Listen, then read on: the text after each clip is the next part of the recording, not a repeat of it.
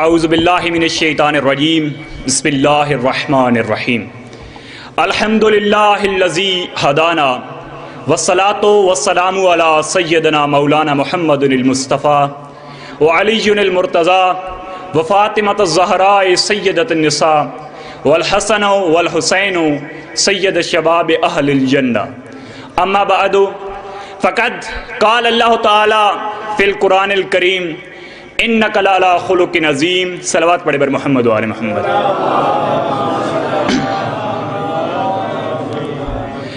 تمام حمد اس اللہ کے لیے ہے کہ جس کی مدح تک بولنے والوں کی رسائی نہیں، کہ جس کی نعمتوں کو گننے والے گن نہیں سکتے اور نہ کوشش کرنے والے اس کا حق ادا کر سکتے ہیں، نہ بلند پرواز ہمتیں اسے پا سکتی ہیں اور نہ عقل و فہم کی گہرائیاں اس کی تہ تک پہنچ سکتی ہیں.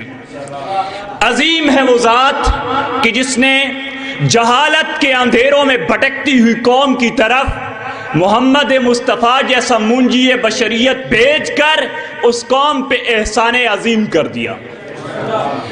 کرتاس کے چہرے پر ایک لفظ لکھا میں نے، توجہ فرمائیے گا، کرتاس کے چہرے پر ایک لفظ لکھا میں نے، اس لفظ کی خوشبو سے کرتاس معطر ہے، اس نام کی کرنوں سے، اس نام کی کرنوں سے ہر چیز منور ہے.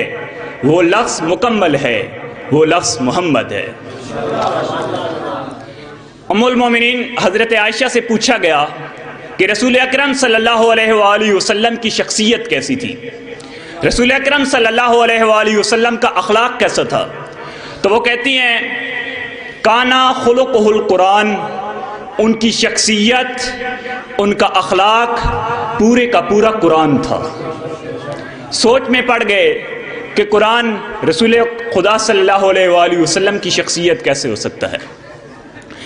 تو توصیف محمد کی ہو تحریر کہاں تک، توصیف محمد کی ہو تحریر کہاں تک، ناچیز کا ادراک تو پہنچا ہے یہاں تک، جبریل کے پر جلنے کا امکان ہے جہاں تک، نالین محمد کی رسائی ہے وہاں تک، اور اس سے جو آگے ہے وہ پردے میں نہاں ہے، اس سے جو آگے ہے وہ پردے میں نہاں ہے.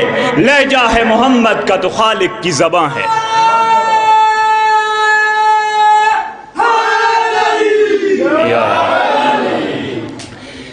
اللہ تعالیٰ نے اپنے حبیب کی جس ادا کو دیکھا اس کو قرآن بنا ڈالا. توجہ فرمائیے گا، اللہ نے اپنے حبیب کی جس ادا کو دیکھا اسی کو قرآن بنا ڈالا. جب رسول کو بچپن میں یتیمی میں دیکھا تو کہتا ہے الم یجد کا یتیمن فآوا. جب نبی کو سفر میں دیکھا تو کہتا ہے ووجدک ضالن فہدا. جب نبی کو تنگ دست دیکھا تو کہتا ہے ووجدک عائلن فاغنا. جب نبی کے اخلاق کریمانہ کو دیکھا تو کہتا ہے انک لعلی خلق عظیم.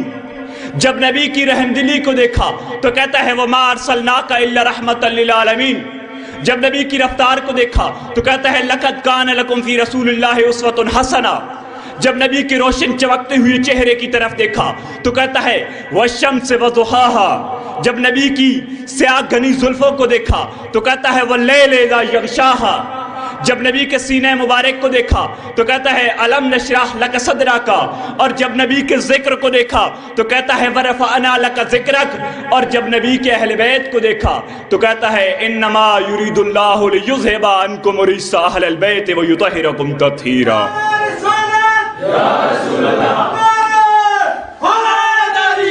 یا علی علیہ السلام. عزیزان من، ہم بچپن ہی سے رسول اکرم صلی اللہ علیہ وآلہ وسلم کی شان میں نعتیں سنتے آ رہے ہیں، لیکن ہمارے برادران مانے نہ مانے، ہمارے برادران نعتیں پڑھنے میں ہم سے سبقت رکھتے ہیں. وہ اپنی نعتوں میں رسول اکرم صلی اللہ علیہ وآلہ وسلم کے بچپن کو بی بی حلیمہ سعدیہ رضی اللہ تعالی عنہا کی زبان سے بیان کرتے ہیں، جن کے پاس رسول اکرم صلی اللہ علیہ وآلہ وسلم نے تقریباً 5 یا 6 سال گزارے تھے. میں ان سے کہتا ہوں حضرت بی بی حلیمہ سعدیہ کے پاس، تجھ کو میں لے چلتا ہوں ابو طالب کے در پر، وہ تجھے بتائے گا محمد بچپن میں کیسا تھا، محمد لڑکپن میں کیسا تھا، محمد جوانی میں کیسا تھا، اور محمد کی جو رسالت کی تبلیغ ہے وہ کیسی تھی، ابو طالب تجھے بتائے گا۔ حضرت ابو طالب علیہ السلام بہت بڑے سراخان رسول تھے، حضرت ابو طالب کا مقابلہ کوئی نہیں کر سکتا، بہت بڑے سراخان رسول تھے۔ اور پھر اگر رسول کی ثنا سننی ہی ہو تو پھر ابو طالب کو ماننے والا ہی سنا سکتا ہے۔ آج چلتے ہیں محسن نقوی کے پاس۔ محسن نقوی سے پوچھا گیا، محسن رسول کیسا دکھتا تھا؟ تو محسن کہتا ہے چہرہ ہے کہ انوار دو عالم کا صحیفہ، آنکھیں ہیں کہ بحرین تقدس کے نگی ہیں، ماتھا ہے کہ وحدت کی تجلی کا ہے ورق، عارض ہیں کہ والفجر کی آیت کے امی ہیں، گیسو ہیں کہ واللیل کے بکھرے ہوئے سائے، ابرو ہیں کہ قوسین شب قدر کھلے ہیں، گردن ہے کہ برفٹ زمین اوج سریا، لب صورت یاقوت شعاؤں میں دھلے ہیں، قد ہے کہ نبوت کے خد و خال کا معیار، بازو ہے کہ توحید کی عظمت کے علم ہیں، سینہ ہے کہ رمز دل ہستی کا خزینہ، پلکیں ہیں کہ الفاظ رخ و لوح قلم ہیں، باتیں ہیں کہ طوبہ کی چٹکتی ہوئی کلیاں، لہجہ ہے کہ یزداں کی زباں بول رہا ہے، خطبے ہیں کہ ساون کے امڑتے ہوئے بادل، قرأت ہے کہ اسرار جہاں کھول رہی ہے، یہ دانت یہ شیرازہ شبنم کے تراشے، یاقوت کی وادی میں دمکتے ہوئے ہیرے، شرمندہ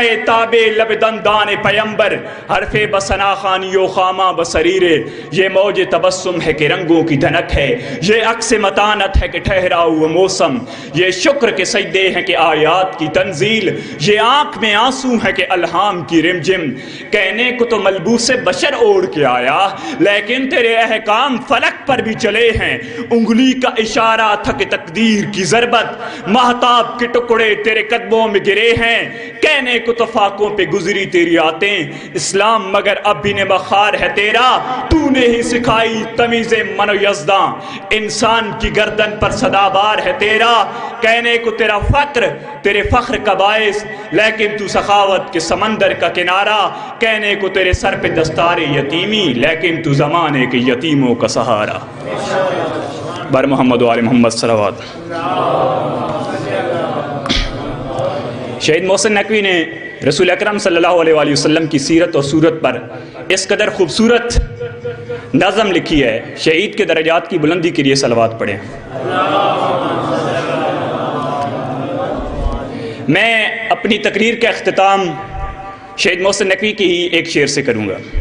وہ کہتے ہیں کہ الہام کی رم جم کہیں بخشش کی فضا ہے، الہام کی رم جم کہیں بخشش کی فضا ہے، یہ دل کا نگر ہے کہ مدینے کی فضا ہے، سانسوں میں مہکتی ہے مناجات کی کلیاں، کلیوں کے کٹوروں پہ تیرا نام لکھا ہے، آیات کی جرمٹ میں تیرے نام کی مسند، لفظوں کی انگوٹھی میں نگینہ سجڑا ہے، اور بخشش تیری آنکھوں کی طرف دیکھ رہی ہے، محسن تیرے دربار میں چپ چاپ کھڑا ہے۔ والسلام